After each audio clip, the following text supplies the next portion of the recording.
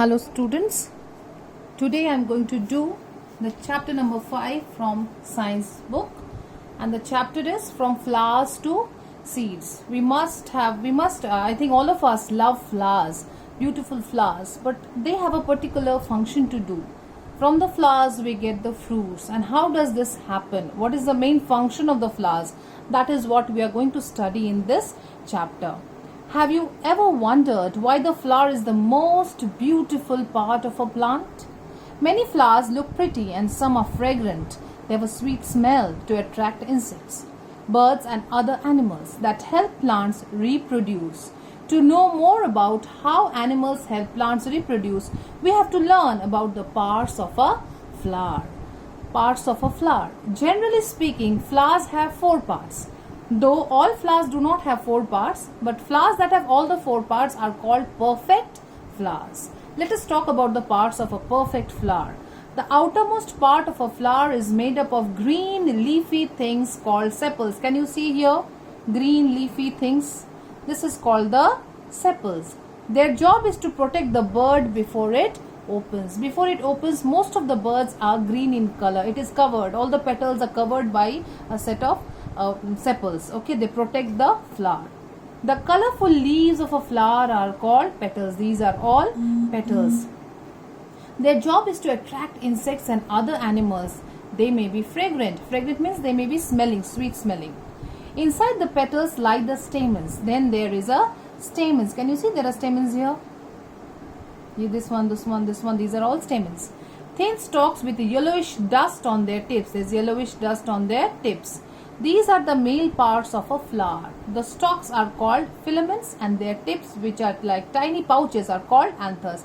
This is the filament, this part, and these are called the anthers. And these anthers have pollen, dust-like pollen grains. Okay, the anthers store pollen and the yellowish dust. The female part of a flower is called the pistil. This is called the pistil. The central part here is called the pistil. A flower may have 1 or more pistils. The pistil is the innermost part of a flower. It has a long tube-like part called style. This is called the style. This is called the stigma, and this is the ovary, which has ovules inside them. Okay. The top or head of the pistil is called the stigma, and the swollen bottom is the ovary. The ovary contains ovules, which are the eggs of plants. So what are the different parts of a flower? The sepal, which protects the bud. There are petals, which attracts insects. They are very, very bright, sometimes fragrant. There are stamens, which are the male part of a flower, which has a filament and an anther, which has pollens. And then there is the female part, which is called the pistil, which has a stigma, style, ovary, which has ovules inside them.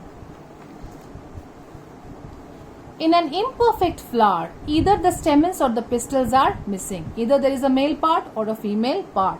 Since such flowers have either male part or female part, they are called unisexual.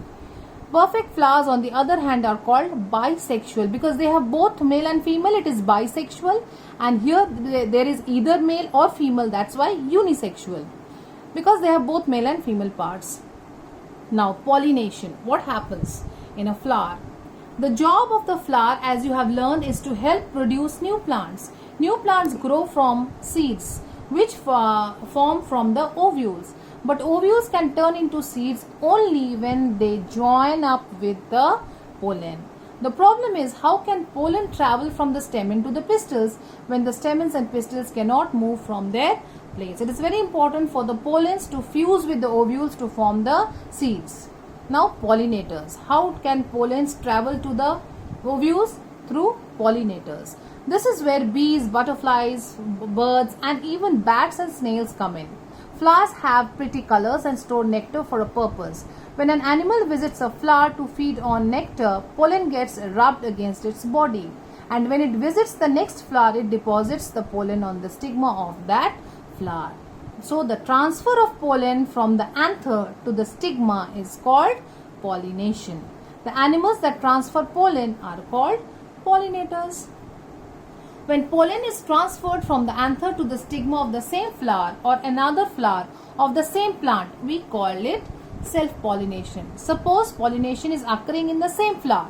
From the male part of this flower to the female part of the same flower, then it is called self-pollination. Or in the same plant, if there are two flowers, from the pollens get transferred from this flower to this flower, then also it is called self-pollination. If it is happening in the same flower or another flower of the same plant, then it is self-pollination. And when pollen is transferred from the anther of a flower on one plant to the stigma of a flower on another plant of the same type. Now this is one plant, this is one plant. The pollen gets transferred from the flower of this plant to the stigma of the another plant. Then what happens? It is called cross-pollination. It is not self-pollination, it is cross-pollination. Now wind and water. Not all plants depend on animals for pollination. Cereal plants, grass, bamboo, etc. depend on the wind for pollination. Their pollen is very light, so the wind carries it easily and deposits on the stigmas of flowers or other parts of the same type. Some plants grow completely underwater, for example hydrilla, and are pollinated by water. Pollen is released into the water by the male parts of flowers and then carried to the female parts by the flow of water. So water also carries pollens.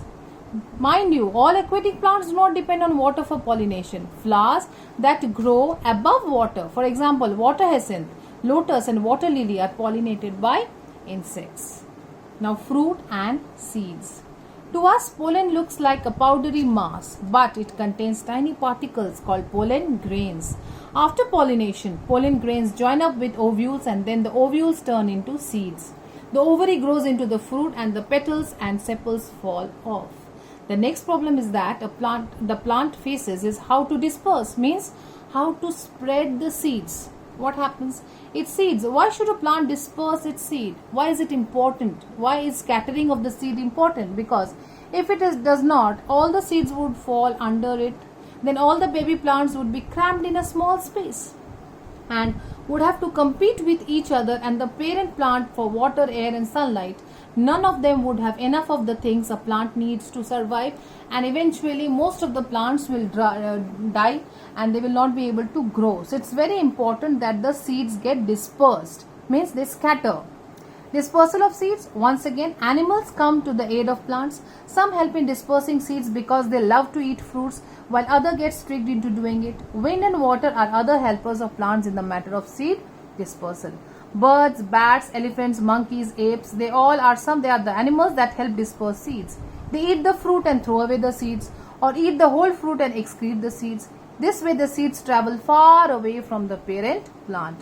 Other animals become couriers unknowingly. The fruits and seeds, some of the plants have spikes or hooks and that get attached to the animals, fur or feathers, clothes, bags, shoes, etc. Later they are brushed off by the animal.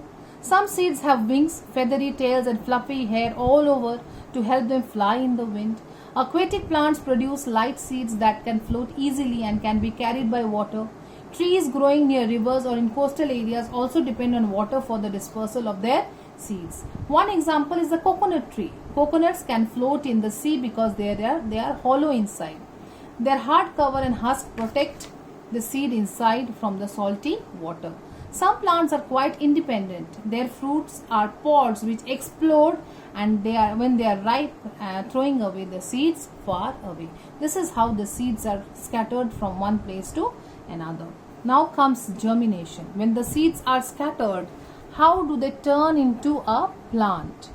At the end of its travels, when the seed finally finds the right conditions, it grows into a tiny seedling. The process of a seedling growing in from a seed is called germination or sprouting. You have learned about conditions that seed needs for sprouting. These are water, warmth and air.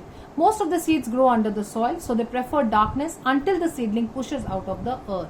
As you know already, till the leaves grow, the seedling uses the food stored in the seed leaves.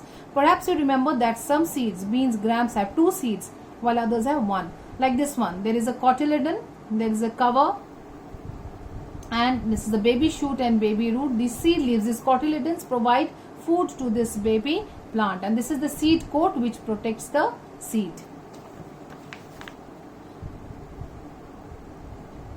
See, from a seed, in the stages of germination, the seed, the one root pushes out first, and then the shoot comes out, and then the leaf starts opening, and this is how slowly a seedling starts growing. Thank you.